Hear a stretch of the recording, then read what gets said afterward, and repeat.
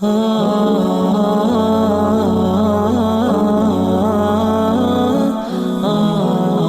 poin ke-20. Poin ke-20 ini tentu kita masih di bab yang sama ya.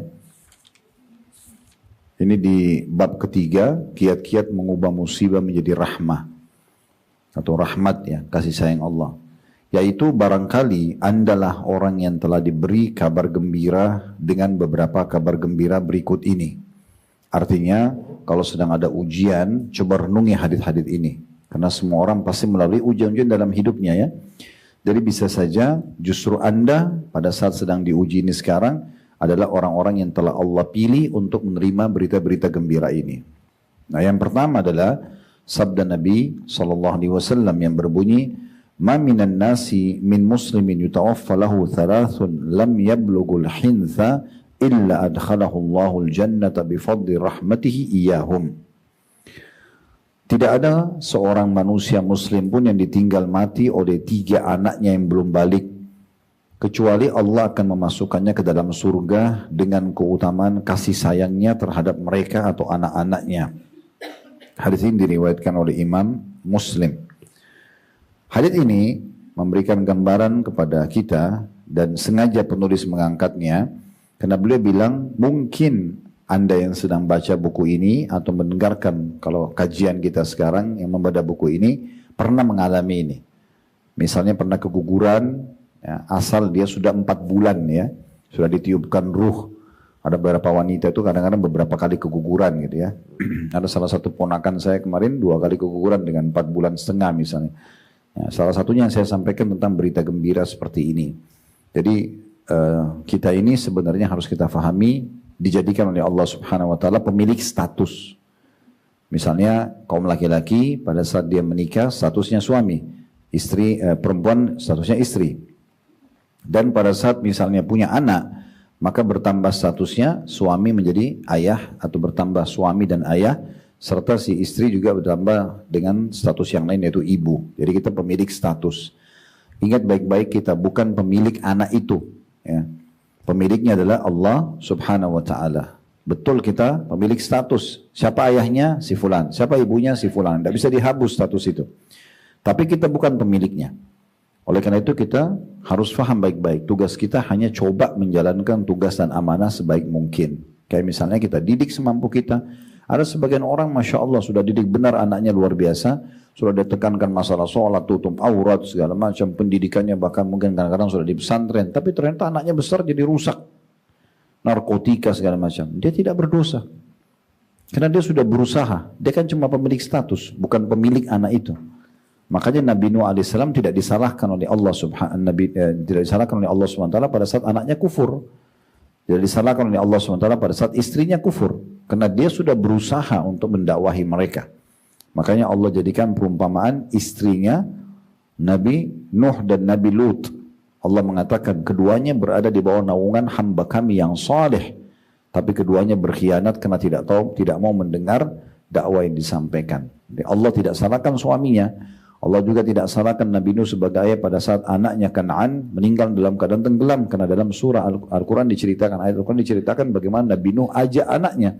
Ayo anakku selamatkan dirimu.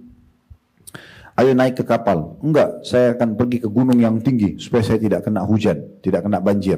Padahal anak itu sudah lihat air hujan itu turun dari langit, dari bumi sudah meluap air sehingga bertemu 2 air yang sangat dahsyat ini sehingga membuat tenggelamlah mereka gitu ya.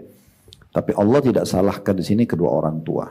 Nah, kelebihannya kita sebagai orang tua itu kalau kita mengajarkan kepada anak-anak hal yang baik, lalu mereka menjadi anak-anak yang soleh kalau laki-laki dan kalau perempuan soleha, maka semua yang dia kerjakan kita panen pahalanya, kan gitu. Nah, kalau misalnya kita tidak sempat mendidiknya dengan baik, lalu takdir Allah Subhanahu wa taala sebagai pemilik anak itu, dia diberikan lingkungan yang baik. Tiba-tiba ketemu sama teman-teman baik, lalu anak-anak kita jadi baik, jadi hafal Quran, jadi aktif di masjid, aktif di pengajian misalnya. Padahal kita sebagai orang tua tidak pernah ajarin, tetap kita panen pahalanya. Ya, karena kita penyebab keberadaan mereka di muka bumi. Kita ini semua orang tua kita panen pahala kita, gitu ya. Nah, kalau perbuatan dosa dirincikan oleh ulama. Kalau orang tuanya penyebabnya, orang tua yang ajarin. Kamu begini nak, kamu pacaran aja, kamu ini diajarin keburukan anaknya. Lalu anaknya terjerumus dalam perbuatan dosa, dia panen dosanya. Tapi kalau orang tuanya tidak menjadi penyebab, bahkan orang tuanya sudah nasihatin tapi tidak mau dengar, ya sudah berarti orang tuanya berlepas tangan. Ya. Ada di antara jemaah umroh kami itu hari, suami istri tiba-tiba datang konsultasi dan nangis-nangis gitu. Ternyata permasalahannya anak mereka disekolahkan ke Eropa lalu murtad. Ya, tak disangka gitu ya. Makanya saya sarankan Bapak Ibu sekalian, ibu-ibu terutama, kalau anak-anaknya masih bisa sekolah di sekolah Islam aja deh. Atau di negara Islam aja.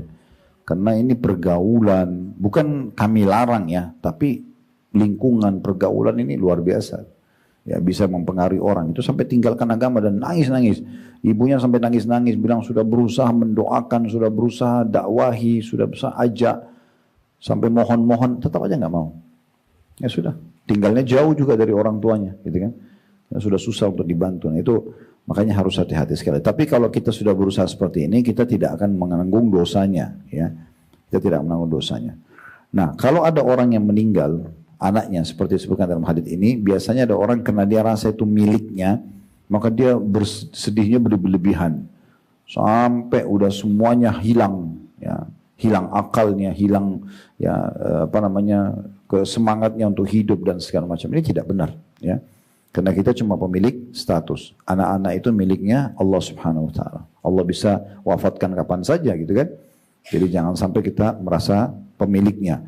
Dan kalau seandainya kita bersabar dengan keguguran, dengan meninggalnya anak-anak selama belum balik, dari mulai 4 bulan di rahim, sudah ditiupkan ruh ya, karena dalam hadis Bukhari ditiupkan di masa umur 4 bulan. Kalau dia keguguran atau dia sudah lahir kemudian meninggal, sampai sebelum balik, itu kalau 3 orang, ya, berarti itu akan menjadi penyebab si dia masuk surga, orang tuanya 2, ayah dan ibunya. Nah riwayat ini masih berlanjut ya.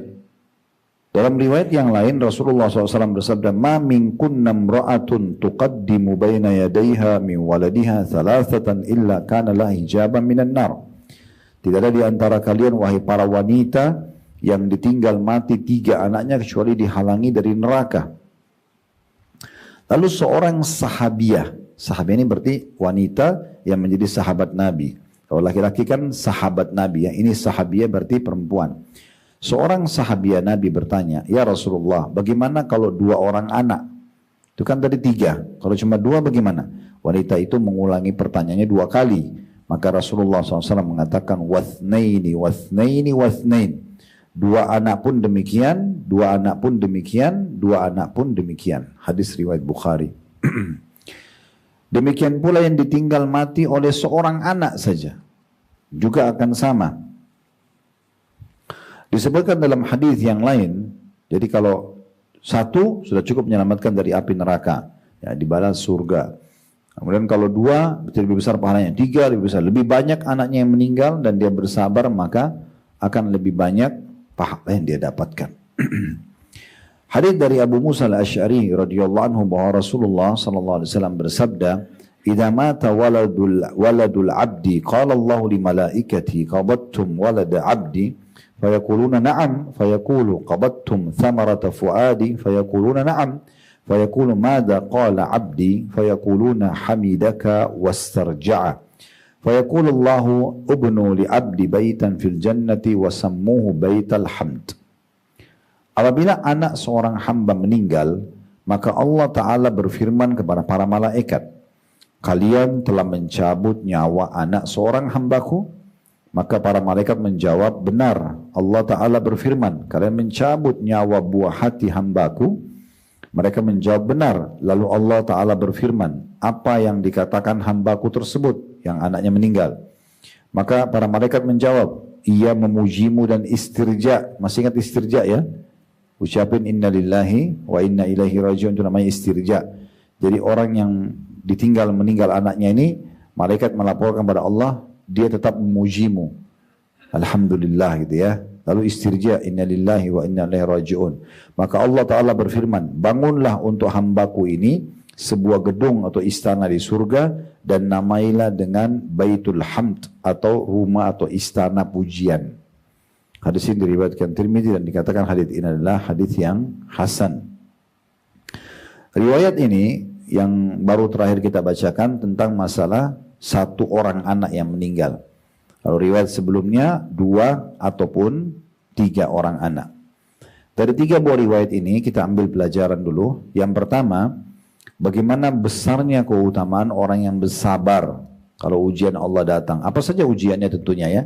Tapi kebetulan di sini dibahas kalau ada orang yang meninggal, anaknya masih belum balik. Itu keutamaan sabar. Yang kedua, bagaimana balasan surga diberikan kepada Allah Subhanahu wa taala untuk si anak yang meninggal karena meninggal sebelum balik dan juga untuk kedua orang tuanya. Makanya dalam hadis Isra dan Mi'raj ya, Isra dan Mi'raj itu Nabi Muhammad SAW waktu sampai ke langit ke-7, waktu Mi'raj ke langit ketemu sama Nabi Ibrahim alaihissalam. Beliau mengatakan aku bertemu dengan seseorang yang paling mirip wajah dan kulitnya, keperawakannya seperti aku, seperti Nabi kalian ya. Dan di sekitarnya ada banyak anak-anak kecil. Aku pun bertanya kepada Jibril, siapa orang ini? Kata Jibril, adalah ayahmu Ibrahim. Dan anak-anak kecil yang ada di hadapannya itu adalah anak-anak muslim yang meninggal sebelum balik. Jadi memang mereka akan masuk ke dalam surga. Disebutkan dalam riwayat yang lain, tidak ada seseorang, pernah Nabi SAW kebetulan keluar dari masjid bersama dengan seorang sahabat, lalu Nabi SAW memegang dengan kuat baju sahabat itu. Lalu sahabat itu kaget sambil menghadap ke Nabi, ingin dengar penyampaian Nabi apa sih?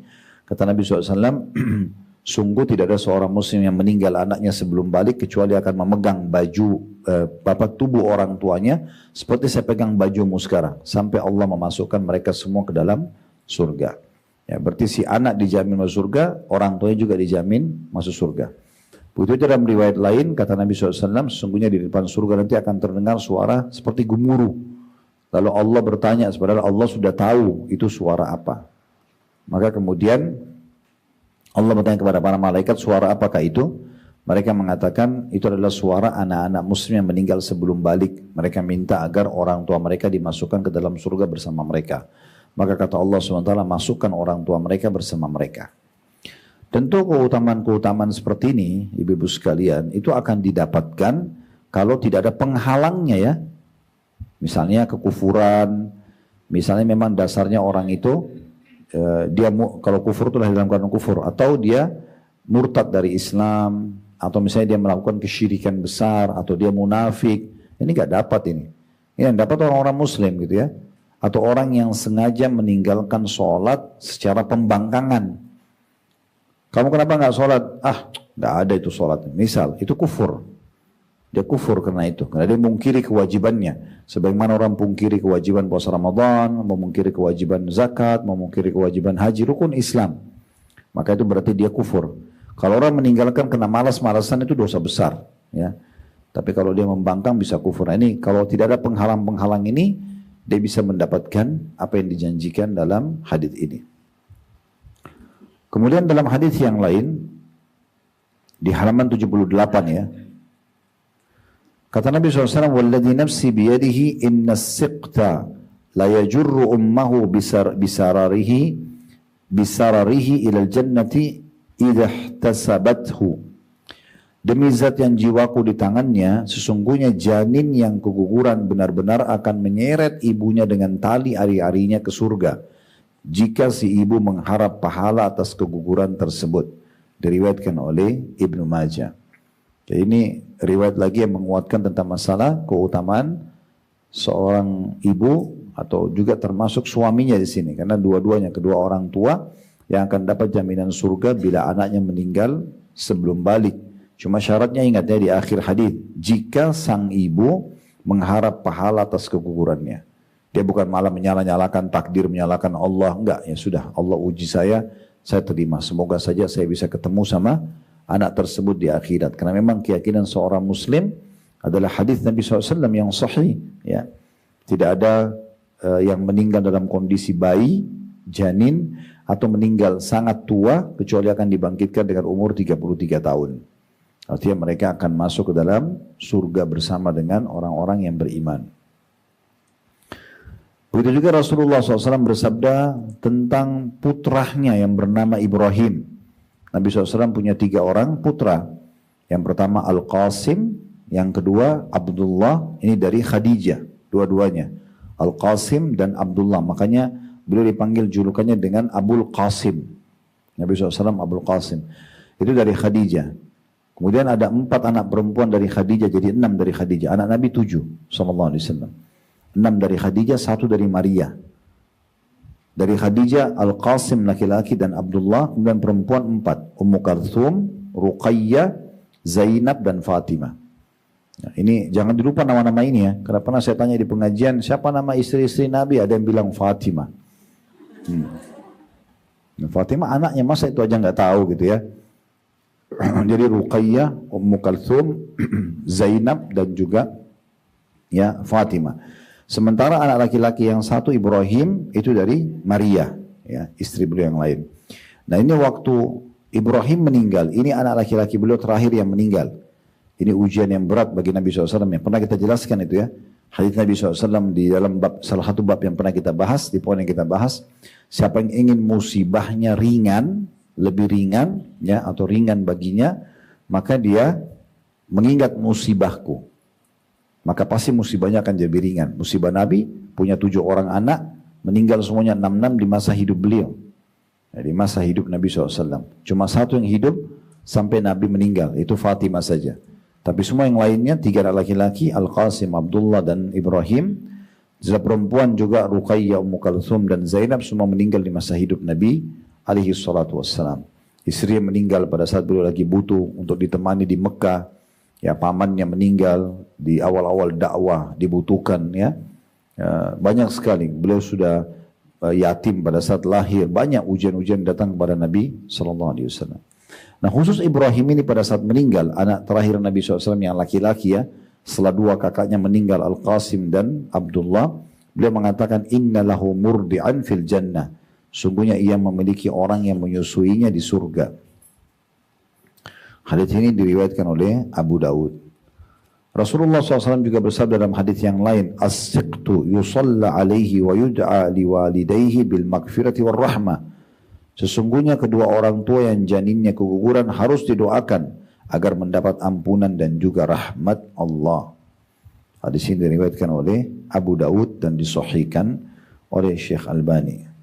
Jadi kita kalau dengar ada berita tentang gugurnya, ya, kegugurannya seseorang teman kita, kerabat kita, tetangga misalnya, kita dapat informasi, maka sunnahnya kita mendoakan dia agar mendapatkan ampunan dan juga rahmat Allah Subhanahu wa Ta'ala. Jadi ini yang dimaksudkan. Tentu ini yang disinggung oleh beliau adalah hanya orang keguguran ya. Tetapi cukup banyak hadits-hadits yang sudah kita pelajari sebelumnya tentang masalah ujian-ujian yang datang seperti hadis riwayat Muslim. Tidak ada yang menimpa seorang Muslim dari capek, letih, penyakit, gangguan orang, bahkan duri yang menusuk tubuhnya kecuali jadi pembersihan dosa-dosanya. Jadi ini juga masuk. Mungkin kita termasuk salah satunya dari orang-orang tersebut yang memang Allah Subhanahu wa Ta'ala pilih, diberikan ujian dengan tujuan untuk menambah pahala dia. Pernah saya kasih contoh rasional, kadang-kadang ibu-ibu sekalian, ada derajat di surga, untuk meraihnya kita butuh 100 tahun, sholat malam, 100 tahun puasa, 100 tahun zikir, tapi Allah cuma kasih kita umur misalnya 80 tahun, masih selisih 20 tahun. Bagaimana caranya kita sampai ke derajat tersebut, padahal Allah mau kita sampai ke sana. Maka Allah datangkan ujian, penyakit, gangguan orang, segala macam lah. Itu semua ujian-ujian akan menambah derajat kita di surga ya. Makanya waktu ditanya kepada Nabi SAW, siapa orang yang paling berat ujiannya? Kata Nabi SAW, para nabi-nabi. Kemudian datang orang-orang yang imannya mendekati para nabi-nabi, lalu seterusnya datang sesuai dengan kadar iman seseorang di dalam agamanya. Jadi banyak, semua ujian tersebut akan menjadi penyebab ya, kita akan mendapatkan banyak sekali derajat-derajat di surga. Kemudian juga saya sudah pernah jelaskan, di setiap ujung dari sebuah ujian, yakinlah fa inna ma'al usri yusra.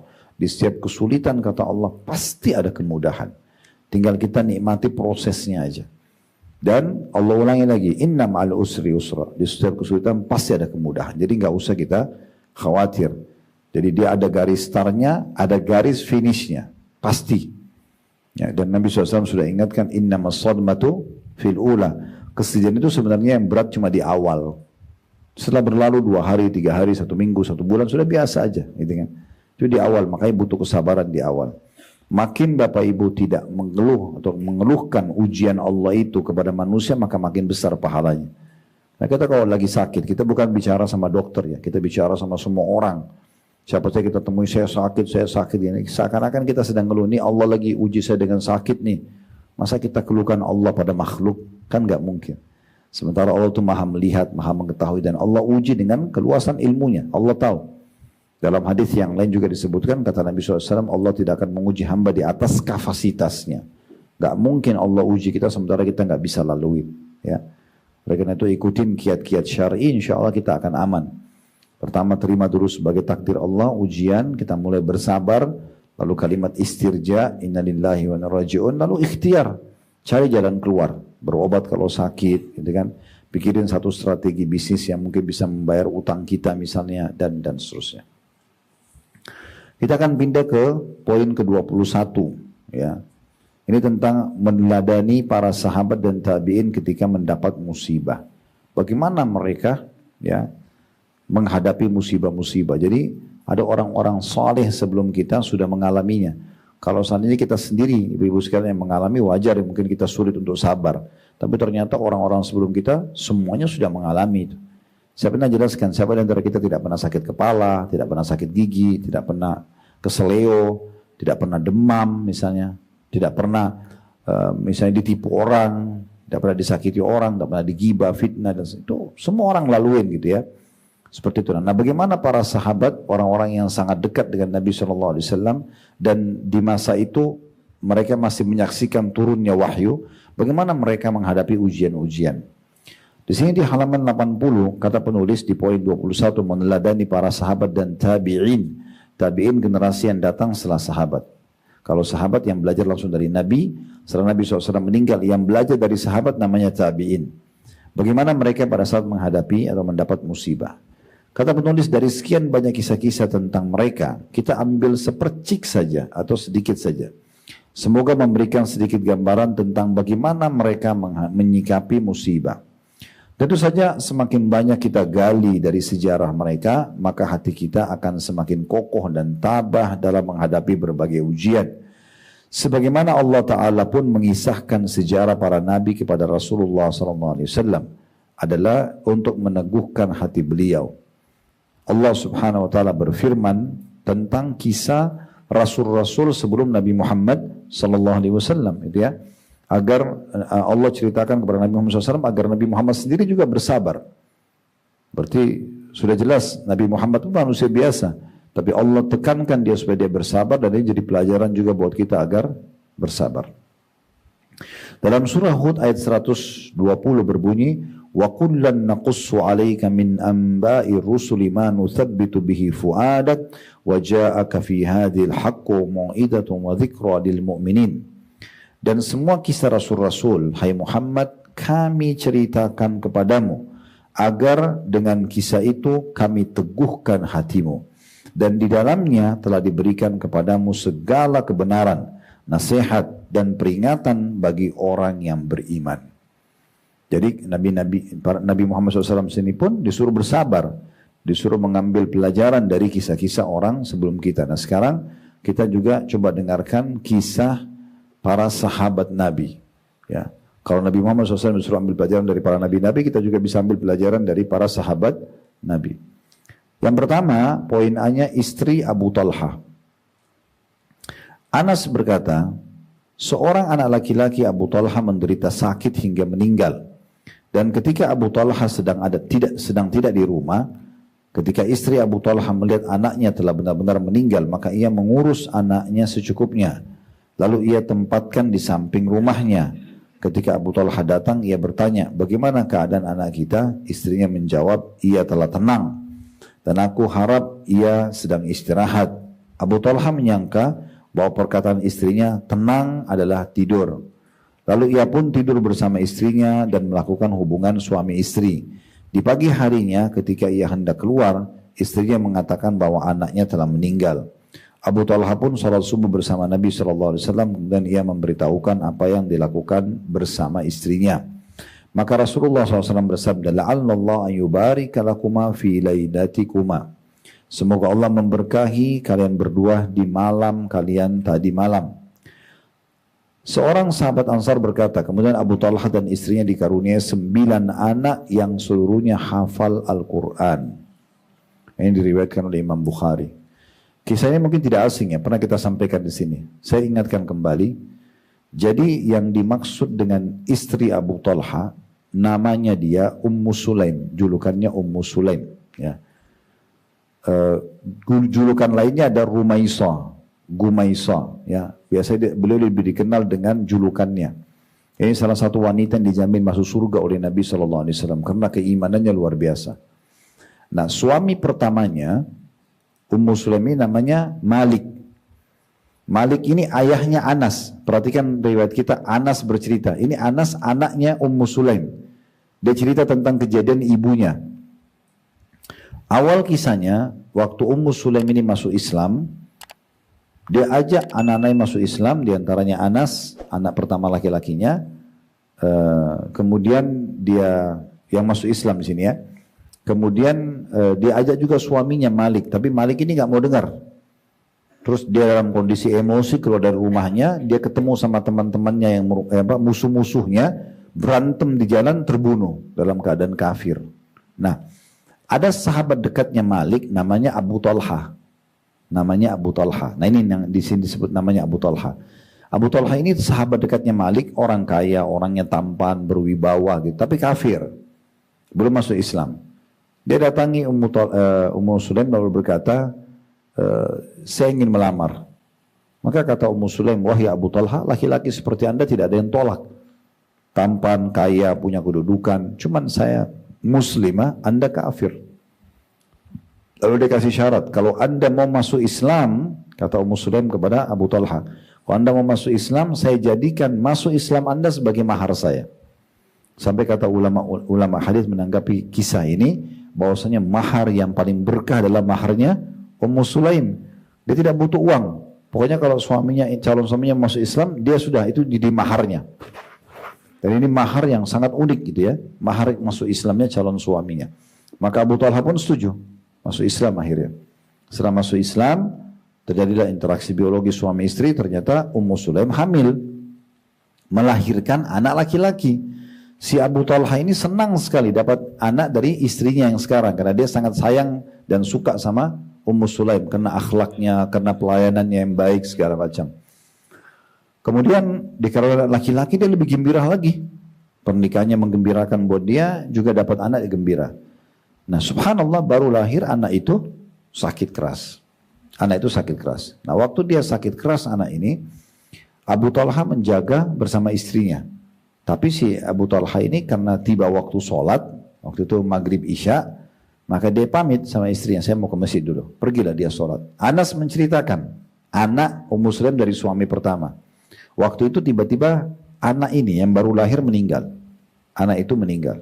Nah pada saat dia meninggal, si anak bayi itu, kata Anas, ibuku berkata kepada kami semua di rumah, jangan ada yang menyampaikan kepada Abu Talha tentang kematian bayi ini kecuali saya. Maka kata Anas, ibuku pun dandan secantik mungkin yang belum pernah berdandan seperti itu sebelumnya. Dan juga memasak masakan yang belum pernah seenak itu sebelumnya. Dia tunggu suaminya pulang. Pertanyaan pertama suaminya seperti riwayat tadi ini. Bagaimana kabar anak kita? Maka dia mengatakan dia lebih tenang. Dia nggak bilang meninggal. Tapi pelajaran penting adalah bagaimana sabarnya Ummu Sulaim ini. Padahal dia seorang ibu, harusnya kan dia yang lebih panik gitu. Tapi dia malah tidak ingin suaminya kaget dan kepikiran masalah itu. Maka dia cari jalan dulu. Ini ijtihad, upaya dari dia. Maka dia pun mengajak suaminya makan masakan yang enak. Setelah kenyang, diajak biologis. Karena dia sudah dandan dengan cantik dari biologis. Nah setelah tadi disebutkan dalam riwayat ini, tidurlah mereka istirahat. Pas mau sholat subuh, barulah Ummu Sulaim bilang, wahai Abu Talha, Kalau seandainya ada orang yang pinjamkan satu benda kepada kita, kemudian dia minta kembali benda itu, kita kembalikan nggak? Kata Abu Talha, tentu saja, itu hak orang. Maka dengan tenangnya Ummu Sulaim mengatakan, kalau gitu berharaplah pahala, karena anak kita sudah diambil oleh pemiliknya, Allah gitu.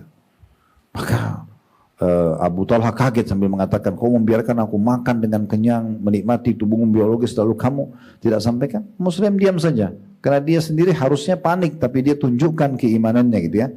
Abu Talha pun kagum dengan sikap itu, kebetulan dia mau sholat subuh, lalu dia sampaikan kepada Nabi SAW. Begini loh kejadiannya ya Rasulullah. Maka Nabi SAW mengatakan, semoga Allah berkahi interaksi biologis kalian yang tadi malam itu. Akhirnya betul, hamil Ummu Sulaim dan dikasih 9 anak. Semua laki-laki, semua hafal Quran.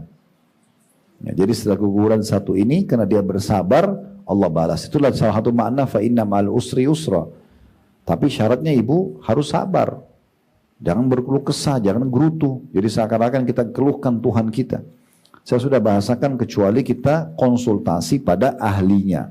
Misal lagi sakit ke dokter, lagi ada masalah keimanan kepada ustadz atau ustazah, itu betul benar. Tapi kalau semua orang kita ceritakan seperti kita sedang mengeluhkan Tuhan kita atau keputusan Tuhan kita. Mirip kalau kita kerja di perusahaan gini Bu. Kita kerja di perusahaan keluarkan peraturan baru. Misalnya, tadinya masuk jam 8 pagi, sekarang sudah jam setengah 8 misalnya. Kan tugas kita terima itu kan. Karena itu keputusan perusahaan, kita kerja di situ. Tapi kalau kita cerita keluar-keluar sana sini, akan itu keburukan perusahaan, mungkin kita bisa dikeluarkan dari perusahaan.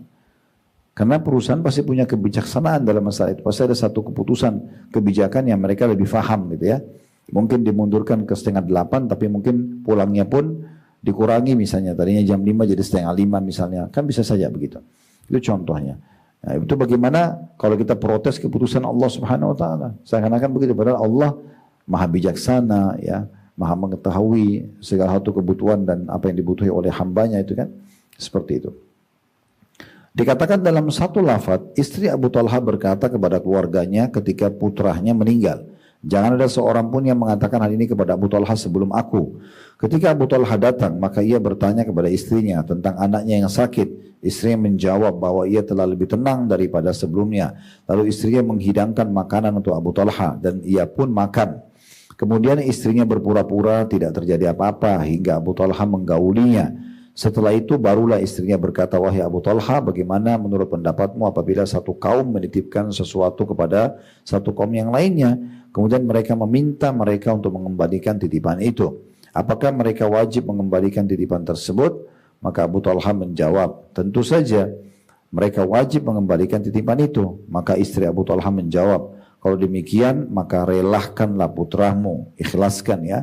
Maka Abu Talha pun marah atas apa yang telah diperbuat istrinya.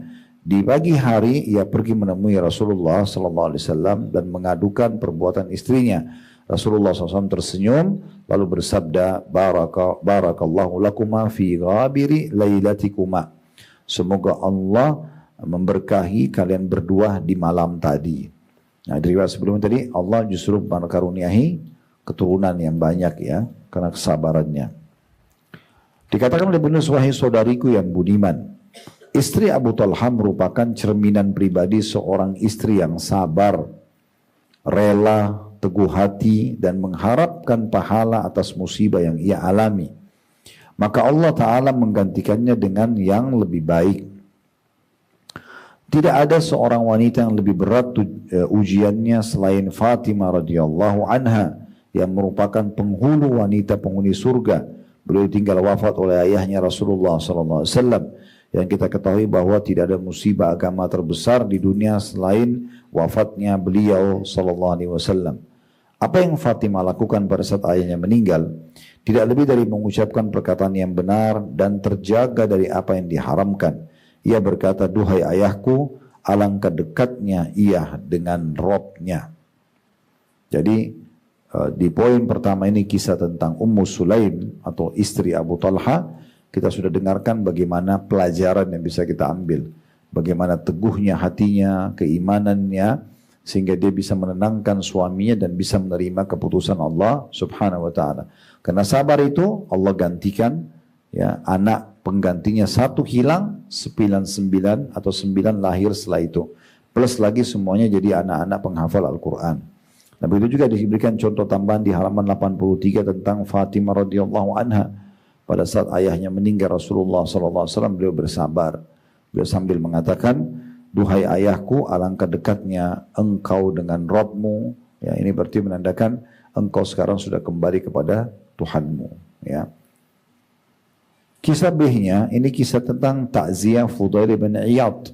Ini salah satu tabi'in. Ya. Jadi kan dikatakan kita ambil pelajaran dari sahabat dan tabi'in. Nah kalau sahabatnya tadi Abu Talha dan istrinya. Kalau tabi'in diambil kisah Fudail bin Iyad. Fudail bin Iyad ini dulu perampok, Bu. Dia dari suku yang suka perampok. Dan dulu sebelum dia sadar, dia sudah muslim, sebelum dia sadar, itu terkenal ada satu titik yang dia selalu berjaga-jaga di sana, semua orang takut lewat di situ. Karena kalau sudah lewat situ pasti dibunuh sama dia, diambil hartanya, diperampok jalan. Tapi subhanallah Allah kasih hidayah. Satu waktu dia mau masuk maling di rumah orang, kemudian dia mendengarkan ada pemilik rumah itu lagi sholat malam, membaca ayat alam ya'ni alladzina amanu takhsha qulubuhum min dzikrillah wa ma nazala minal haqq. Yang artinya belum tibakah saatnya orang-orang beriman itu lunak hatinya terhadap apa yang diturunkan ya oleh Allah Subhanahu wa taala dari kebenaran ya, maksudnya dari ayat-ayat Al-Qur'an ya. Jadi dia pun tersentuh dengan ayat itu. Lalu kemudian dia mulai taubat dan memperbaiki keadaannya sehingga dia menjadi ulama besar. Ini berarti bukan mustahil Bapak Ibu sekalian. Seseorang itu sejauh apapun dari Allah asal dia mau kembali kepada Allah, dan makna taubat artinya kembali kepada Allah ya, maka insya Allah Allah akan bukakan pintu-pintu kebaikan. Nah ini ada kisah dari tokoh kita Fudail bin Iyad, tapi ini kisah berhubungan dengan takziah. Takziah berarti kita datang menghibur orang atau keluarga, tepatnya keluarga yang sedang kesedihan karena meninggal, itu takziah ya. Seseorang dari kalangan salafus saleh ditinggal wafat oleh putranya Sufyan bin Uyainah, Muslim bin Khalid dan yang lainnya berusaha menghiburnya. Ia tetap dalam kesedihan yang mendalam hingga datang Fudail bin Iyad untuk takziah atau menghiburnya. Ia berkata, bagaimana pendapatmu apabila kamu dan anakmu dipenjara, lalu aku membebaskan putramu lebih dahulu daripada kamu? Apakah engkau akan bergembira? Laki-laki itu menjawab, tentu saja aku akan gembira. Maka Fudail berkata, sungguhnya putramu telah keluar dari penjara dunia sebelum kamu. Maka laki-laki itu pun terhibur.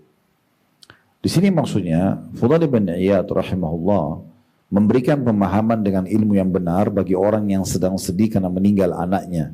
Tentu di sini tidak disebutkan siapa yang sedang meninggal anaknya itu. Tapi yang mau diberatkan bagaimana pesannya Fudail bin Iyad. Disebutkan situ ada Sufyan bin Uyainah, ini ulama besar juga. Coba menghibur orang tersebut masih sedih. Dihibur juga dengan Muslim bin Khalid, ini seorang juga tabi'in masyhur juga masih sedih, gitu kan? Sampai datang Fudail bin Iyad lalu kemudian menghiburnya. Dan ini perkataan yang sangat baik. Kita disunnahkan kalau takziah datang menghibur keluarga orang yang sedang meninggal. Ingat, takziah bukan untuk si mayit. Kenapa banyak orang baca Quran di rumah orang yang meninggal segala macam? Karena dia pikir untuk mayit. Ini bukan untuk mayit. Takziah itu bukan untuk mayit. Takziah untuk keluarganya mayit. Makanya kita sunnahnya membawa makanan dan minuman. Kita mendoakan dan menyabarkan mereka. Kemudian kita pulang. Dan tidak usah berlama-lama. Ini bukan ziarah. Ziarah duduk ngobrol makan atau silaturahim. Ini betul-betul takziah menghibur kesedihan mereka. Makanya waktu Ja'far bin Abi Thalib radhiyallahu anhu meninggal di perang Mu'tah, maka Nabi SAW mengatakan, Isna'u li ali Ja'far fa innam asabu ma lam yusibkum. Buatlah masakan dan makanan buat keluarga Ja'far. Buat keluarga Ja'far yang meninggal Ja'far. Dibuatkan makanan buat keluarganya. Karena mereka sedang ditimpa apa yang tidak menimpa kalian. Mereka sedang sedih. Enggak ada waktu untuk masak segala macam. Ya, maka kita memberikan kepada mereka makanan. Lalu juga Nabi SAW biasa kalau takziah datang dan menyabarkan. Seperti perkataan beliau, A'azamallahu ajrakum. Semoga Allah mengagungkan pahala kalian. Inna lillahi ma'ata. Milik Allah yang dia beri. Walillahi ma'akhad. Milik Allah yang dia ambil ya. Wa kullu syai'in indahu bimiqdar, dan semuanya berjalan sesuai dengan apa yang sudah ditakdirkannya, apa yang sudah ditakdirkannya. Jadi sabar. Lalu Nabi SAW pulang. Jadi tidak berlama-lama gitu ya. Sekarang ada orang duduk lama-lama bermain gaple lah segala macam gitu ya. Atau melakukan ritual-ritual yang tidak pernah ada contohnya dari Nabi SAW. Karena dia berpikir takziah untuk si mayit. Ya. Mana lagi keluarga mayit kadang-kadang masih sedih. Dia harus siapin makan buat tamu-tamu datang. Ini tidak sesuai dengan sunnah. Sunnah justru mereka harus dihibur. Dan maksimal Nabi SAW bertakziah selama 3 hari saja. Jadi nggak ada 7 hari, 40 hari itu nggak ada dalam contoh-contoh Nabi SAW. Yang ada cuma 3 hari. Lebih dari 3 hari sudah cukup. Ya, insya Allah tidak perlu berlama-lama dalam bersedih-sedih. Karena memang kalau orang punya ilmunya dia akan faham. Kematian itu awal segalanya bagi seorang muslim.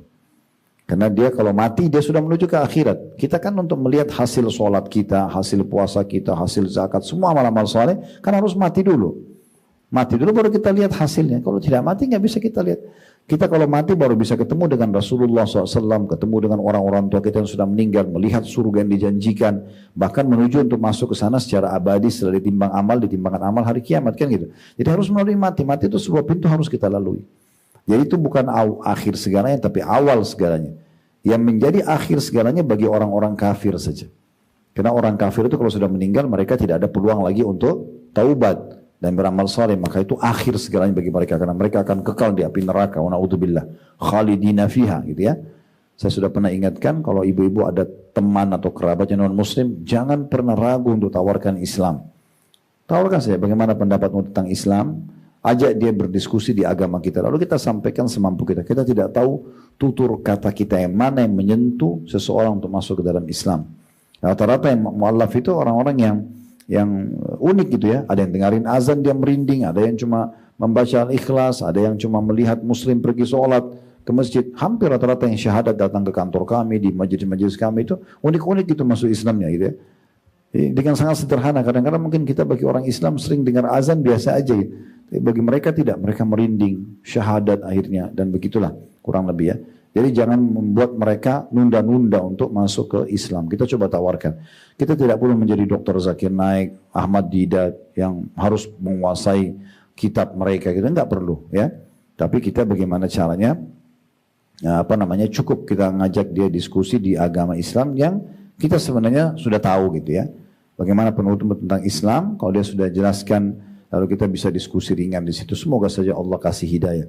Nah, salah satu hal yang kita harus lakukan dalam takziah itu, ya, ada satu, ini saya nggak tahu pernah cerita atau tidak ya, tapi salah satu tokoh masyarakat kita, tepatnya seorang artis waktu itu ya, dia kebetulan ada pengajian semuanya teman-teman dari artis, saya hadir di situ, diundang ceramah, cukup ramai yang datang. Begitu pulang, saya diantar sama salah satu driver di situ yang pemilik rumah, karena saya lagi nggak bawa kendaraan. Di tengah jalan supirnya bilang begini, Ustadz, saya ini bukan itu, dia sebutkan nama ormas Indonesia itu ya. Saya bukan NU, bukan Muhammadiyah. Ya. Tapi saya bingung, ayah saya baru meninggal pekan lalu, dia bilang. Saya ditelepon sama satu orang kiai dari kampung, ditanya kamu mau ambil paket apa? Ya. Itu dia cerita sama saya. Terus dia bilang, saya tanya, paket apa maksudnya? Kamu mau paket 3 hari, 7 hari, 40 hari? Kamu tinggal siapin uang, nanti saya yang siapin orang-orang gitu. Jadi itu kayak paket dijual gitu. Dan dia bilang begini, ini alaminya ya, fitrahnya. Dia bilang apa? Ustadz, saya bingung. Saya ini sebenarnya dalam kondisi sedih, kehilangan ayah saya. Masa saya harus keluarin uang lagi? Itu pertanyaannya. Subhanallah, ini sejalan dengan sunnah Nabi. Harusnya sunnah Nabi kan mereka yang kita hibur ya. Kita yang bawain makanan, kita doakan, itu yang terjadi. Ini sekarang kan dibalik. Maka ini keliru ya, harus kita perbaikin. Nah ini contohnya. Nah di sini Fudail bin Iyad datang dan menghibur, dan ini hibur tentu bebas, kita boleh hibur dengan kata-kata kita, misalnya kita mengatakan sabarlah dan segala macam itu ya. Nah di sini perkataan dia sangat bagus, dia mengatakan sama orang yang lagi sedih itu, bagaimana kalau seandainya kamu sama anakmu berdua masuk penjara, lalu saya datang, saya bebasin anak kamu dari penjara itu, kira-kira kamu senang nggak? Walaupun kamu masih di penjara. Dia bilang tentu saja, yang penting anak saya sudah lolos gitu. Maka kata Fudail bin Iyad, bergembiralah karena anakmu sudah keluar dari penjara dunia menuju kepada kehidupan abadi. Ya, tinggal kamu nyusul nanti gitu kan. Maka dia pun akhirnya terhibur orang tersebut. Nah ini contohnya ya. Jadi jangan dibolak-balik, jangan takziah menjadi ziarah dan jangan dianggap itu untuk mayit. Kalau ada yang tanya lalu Ustaz mayit bagaimana? Mayit itu dari pertama dia hembuskan nafas meninggal sampai kita hembusin nafas kita doain terus. Bukan di hari takziah saja, kan gitu. Dari pertama dia meninggal sampai kita meninggal doain terus, sedekahin terus buat dia. Nggak kenal hari dia. Bukan cuma hari ketiga, hari ketujuh, bukan. Setiap hari sampai kita meninggal. Orang tua kita, kerabat kita, teman-teman terus kita doakan, terus kita sedekah atas nama dia sepanjang hidup kita. Dia dapat pahala, kita juga dapat pahala. Gitu kan? Nah, seperti itu gambarannya. Selanjutnya di poin ke-22 ya. Di poin ke-22 ini berbunyi berbahagialah dengan doa kaum mukminin bagi orang-orang yang ditinggal wafat oleh anaknya. Karena Rasulullah SAW memerintahkannya. Imam Bukhari dalam sahihnya berkata, Abu Yaman telah bercerita kepada kami bahwa Shu'aib telah bercerita kepada kami bahwa Ibnu Syihab berkata, setiap anak yang lahir meninggal harus disolati, sekalipun ia anak zina, karena setiap anak lahir dalam fitrah Islam, selama kedua orang tuanya mengaku Islam, atau hanya bapaknya saja, sedangkan ibunya non-muslim, dan bayi tersebut sempat menangis sewaktu lahir.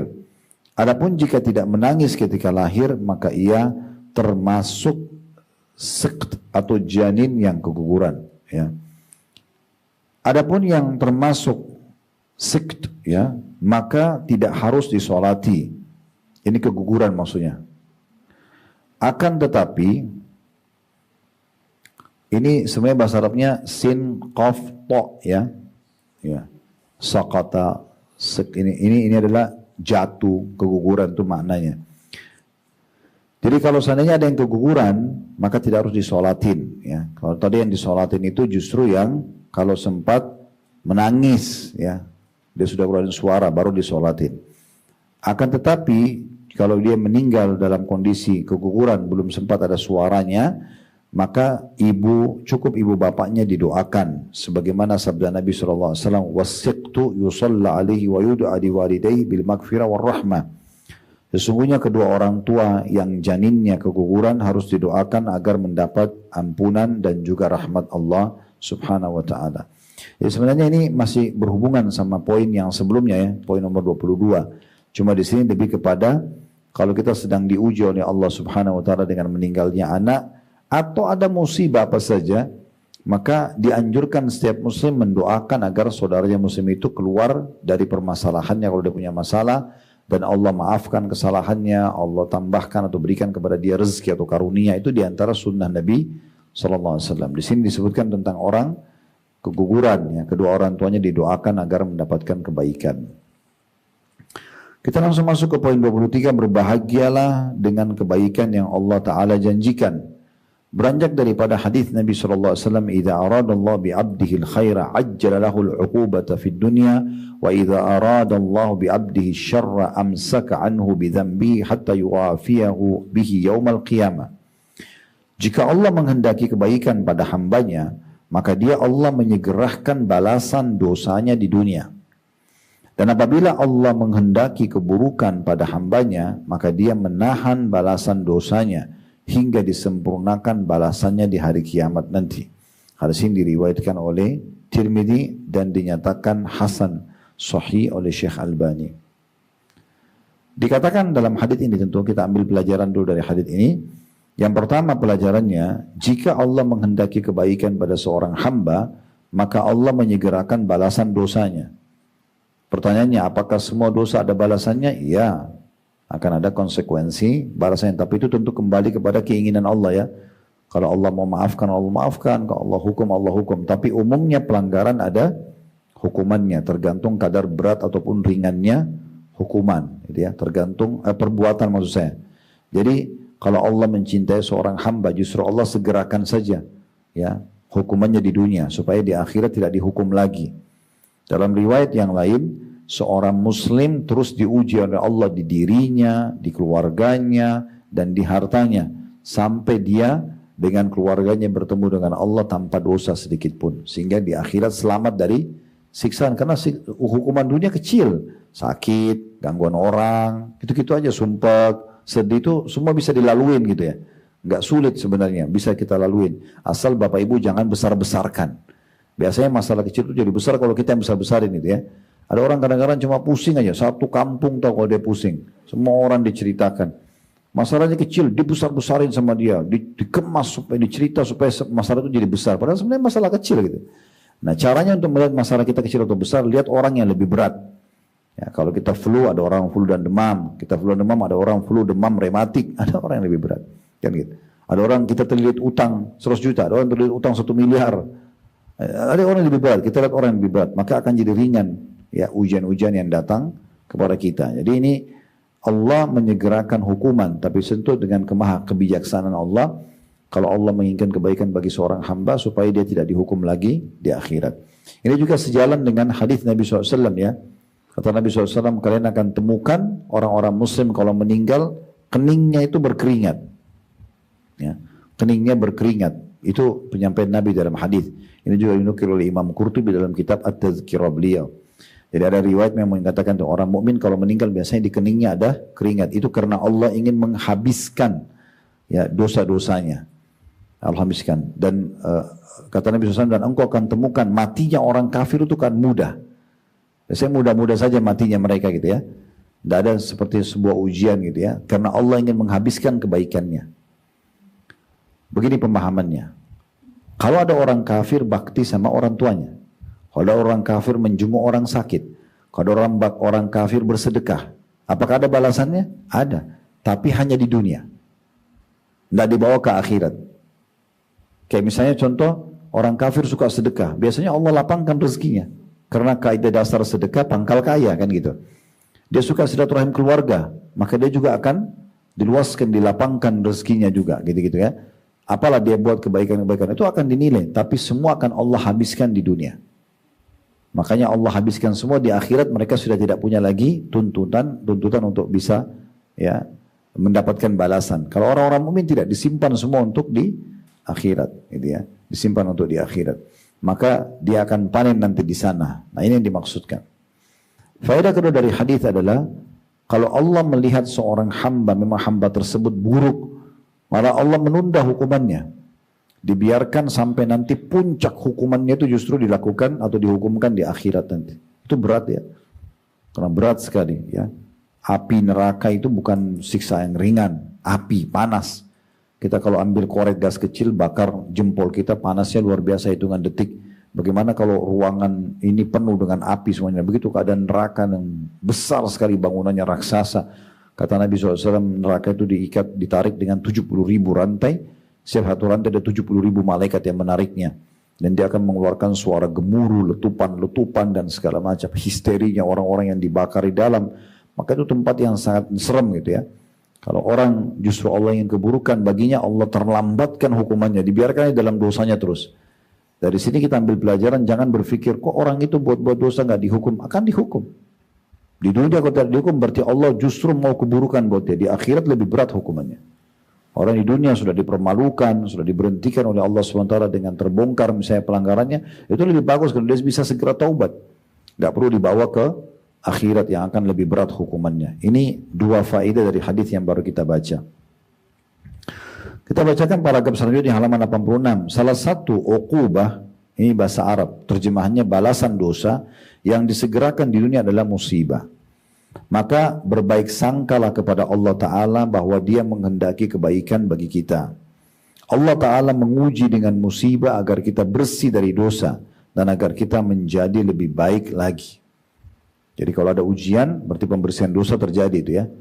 Karena saya sudah sebutkan tadi hadis riwayat Muslim, tidak ada yang menimpa seorang muslim dari capek, letih, ya, penyakit, gangguan orang, bahkan duri menusuk tubuhnya kecuali jadi pembersihan dosanya. Jadi semua itu, ibu pulang rumah aja capek, itu sudah ya pembersihan dosa, sakit begitu, gangguan orang begitu, semuanya itu kan jadi pembersihan dosa-dosanya. Di sini dikatakan begitu, kemudian juga kita akan bisa menjadi lebih baik dari sebelumnya. Kita jadi belajar, ya. Makanya Nabi SAW mengatakan atas ujian-ujian yang datang kepada beliau mengatakan addabani Rabbi fa ahsana ta'dibah. Tuhanku telah mendidikku dan dengan pendidikan yang sangat luar biasa.